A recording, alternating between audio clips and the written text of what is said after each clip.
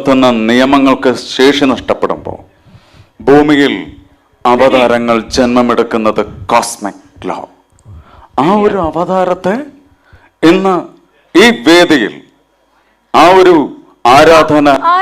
ആരാധന മൂർത്തിയെ കാണുന്നതിനായി ഇങ്ങോട്ടേക്കുള്ള അവസരം ലഭിച്ചതിന്, ആ അവസരം തന്നതിന് മൈൽ സ്റ്റോൺ മേക്കേഴ്സിന്റെ ഈ ഷോയിൽ ഇതാ ജ്ഞാനം. അല്ല, സുരേഷേട്ടല്ലേ പറഞ്ഞു? ഞാൻ ആദ്യം സുരേഷേട്ടൻ എന്തോ പറഞ്ഞോണ്ടിരിക്കുകയാണ്. ആരാത്? അതാരാ ഇത്ര സൗണ്ട്? എനിക്ക് അങ്ങനെ പറയാൻ അറിയത്തില്ല. അങ്ങനെ പറയാൻ അറിയത്തില്ല. എവിടെ? അയ്യോടാ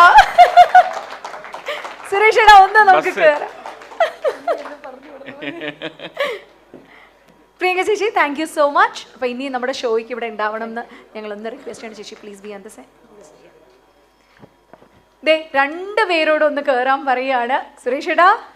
സുരേഷേട്ടാ അതെ, എനിക്ക് സത്യം പറഞ്ഞാല് എന്റെ സുരേഷേട്ട ഇതെങ്ങനെ ഇത് ഒരു സൗണ്ട് ഇങ്ങനെ കിട്ടുന്നേ?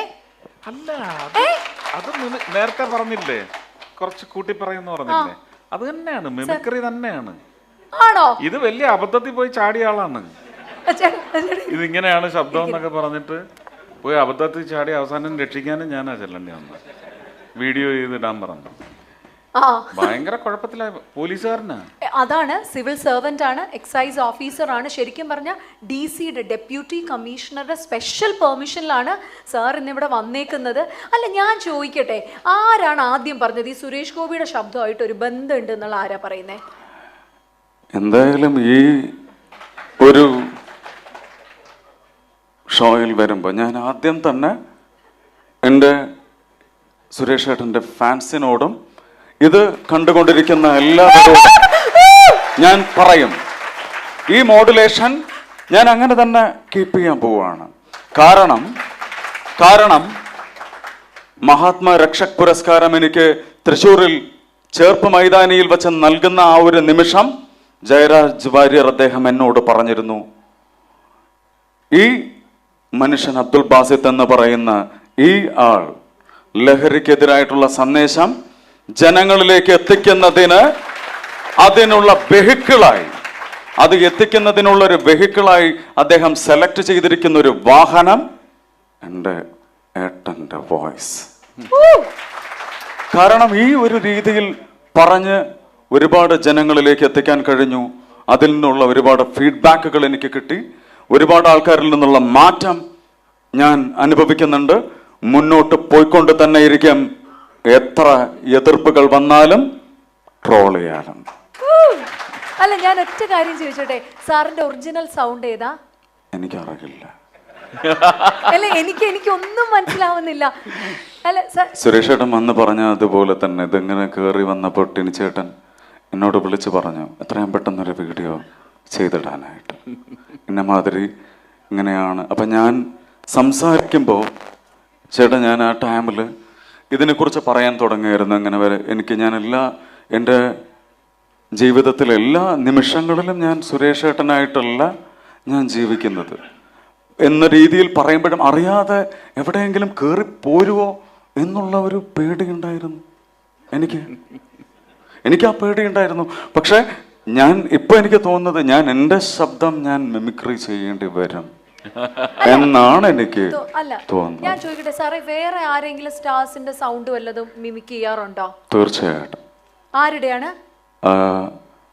സാറുടെ എനിക്ക് ചില കാര്യങ്ങൾ എന്തായാലും സാറ് ഏറ്റവും കൂടുതൽ ടിനിച്ചേട്ടൻ എന്നോട് പറഞ്ഞിട്ടുണ്ടായിരുന്നു, ദീന സിനിമയിൽ സുരേഷ് ഏട്ടൻ ബാസിത്തെ ഏറ്റവും കൂടുതൽ സുരേഷ് ഏട്ടൻ ഇഷ്ടപ്പെടുന്ന ഒരു ഡയലോഗുണ്ട്.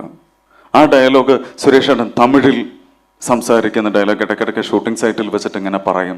എന്നിട്ട് ടിനിച്ചേട്ടൻ എന്നോട് പറഞ്ഞിരുന്നു, എന്നോട് തമ്പിയ നീ ഗുണ്ടാസട്ടത്തിൽ ഉള്ളപ്പോട്ടിട്ടയാമേ, ഒരു നാളില്ല, ഒരു മണിക്കൂറില്ല, ഒരു നിമിഷം നീ അവനെ ഉള്ളവച്ച് പാറ്.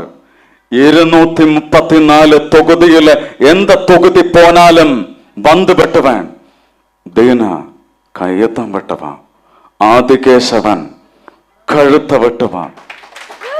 സുരേഷ് ഏട്ടാ, വേറൊന്നുമല്ല, ഈ മണിച്ചിത്രത്താഴിൽ ഗംഗ നാഗവല്ലിയായി മാറിയ ഒരു മൾട്ടിപ്പിൾ പേഴ്സണാലിറ്റി ഡിസോർഡർ എന്നത് പോലെ ഇതിങ്ങനെ ആവാഹിച്ച് കയറ്റി ഈ പോലീസ് വേഷം ധരിക്കണമെന്ന് പറഞ്ഞ് 8ാം ക്ലാസ്സിൽ ആ കമ്മീഷണർ സിനിമ കാണുമ്പോൾ മുതൽ തുടങ്ങിയ ഒരു സ്പാർക്ക് അതിലേക്ക് കയറി ഇങ്ങോട്ട് വന്നതിന് ശേഷം ഇതുപോലെ തന്നെ തെറ്റ് ചെയ്യുന്നവന്റെ ആ കോളറിൽ കുത്തിനെ പിടിച്ചുകൊണ്ട് പുള്ളേ എന്ന് പറയാനുള്ള ചങ്കൂറ്റം ഇന്ന് ഓരോ നിമിഷവും ഞാൻ എൻജോയ് ചെയ്യുന്നു സുരേഷ് ഏട്ടാ. ഞാൻ ഏറ്റവും കൂടുതൽ അത് തന്നെയാണ്. അല്ല, ഇത്രയും പറഞ്ഞപ്പോൾ ഒരു ചെറിയ ആഗ്രഹമാണ്. കാരണം സുരേഷ് ഏട്ടൻ പറഞ്ഞു ഈ പറഞ്ഞ പോലെ കമ്മീഷണറുടെ അന്നത്തെ കാലത്തെ ഡയലോഗ് ഒരു റെൻഡറിങ് ഇവിടെ അങ്ങനെ ചെയ്യത്തില്ല. സുരേഷ് ഏട്ടൻ അങ്ങനെ സ്റ്റേജിലൊന്നും പറയത്തില്ല. നമുക്ക് വേണ്ടി ചേട്ടനൊന്ന് അതാ പറഞ്ഞു തരാമോ സുരേഷ് ഏട്ടന്റെ അതേ ഒരു വൈബില്? എനിക്ക് ഒന്ന് എണീച്ച് നിൽക്കാവോ? എണീറ്റിരിക്കാം. കുറച്ച് റിവേർബ് കൊടുക്കാവോ? കാരണം വെറുതെ ഒന്നുമല്ല, അത് ഏട്ടൻ്റെ അടുത്തിരിക്കുമ്പോൾ എനർജി. ഞാൻ വെറുതെ ഇങ്ങനെ ഈ മറ്റേ വീഡിയോ യൂട്യൂബിലൊക്കെ ഇങ്ങനെ വെറുതെ റീൽസിൽ കാണുമ്പോഴും തന്നെ എനിക്കിങ്ങനെ കയറി വരും. ഇതിപ്പോൾ എത്രയും അടുത്താണ്. ഇത് magnetic power is so strong. എന്നെ അങ്ങോട്ട് അട്രാക്ട് ചെയ്തെടുക്കുകയാണത്. ഞാനത് അതുപോലെ തന്നെ പറയാം. അദ്ദേഹത്തിൻ്റെ ഏറ്റവും ഇഷ്ടപ്പെട്ട ഡയലോഗ് ഞാൻ ഏറ്റവും കൂടുതൽ മോഹൻ തോമസിന്റെ ഉച്ഛിഷ്ടവും അമൈഥ്യവും കൂട്ടുകുടച്ച് 4 നേരം മൃഷ്ടാന്നം വെട്ടുപിഴുങ്ങി ഏമ്പക്കോമിട്ട് ആസനത്തിൽ ബാലും ചുരുട്ടി വെച്ചിരിക്കുന്ന തന്നെയും ഈ പരമനാറികളെയും പോലുള്ളവർക്കേ ചേരൂ. ആ പേര് എനിക്ക് ചേരില്ല. I am only Bharachandran. Just remember that.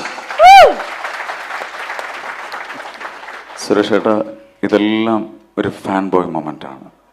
ഇതെല്ലാം അത് പറയുന്നതും ആ ശബ്ദത്തിൽ. എന്നോട് ക്ഷമിക്കണം. ഞാൻ മുൻകൂട്ടി പറയാം, ഇതിലൊരിക്കലും എനിക്ക് കടമെടുത്ത് എൻ്റെ വോയിസിലോട്ട് ഞാൻ പോകുന്നില്ല. പോയാലും അതിൽ കയറി ഏട്ടൻ കയറി വരും. എനിക്കത് ഉറപ്പുണ്ട്. പക്ഷെ എനിക്ക് ഈ ഒരു മീഡിയയിലൂടെ അന്ന് ഞാൻ കാരവനിൽ കയറി നിന്ന് JSKയുടെ ഷൂട്ടിങ്ങിൻ്റെ ആ ഒരു സമയത്ത് ഉള്ളിലേക്ക് കയറി കുറേ നേരം ഞാൻ സംസാരിക്കാതെ ചേട്ടൻ്റെ മുന്നിൽ കൈകൂപ്പി നിന്നു. ചേട്ടൻ ഇത് പറഞ്ഞ് അടുത്തേക്ക് വന്നപ്പോൾ ഈ ഡ്രഗ്സിനെതിരെ എല്ലാ തലത്തിലും ഞാൻ പിന്തുണയ്ക്കുണ്ടാവും എന്ന് പറഞ്ഞു. ചേട്ടൻ പറഞ്ഞ ആ ഒരു വാക്ക് തന്നെയാണ് വേദികളിൽ ഞാൻ പറയുന്നതും. എന്ത് പറയുമെന്ന് വെച്ചാൽ, ഇന്ന് ഇന്ത്യ അല്ലെങ്കിൽ കേരളം അനുഭവിച്ചു കൊണ്ടിരിക്കുന്ന ഏറ്റവും വലിയ ടെററിസം എന്ന് പറയുന്നത് തന്നെ ഡ്രഗ് മാഫിയയുടെ വിളയാട്ടം.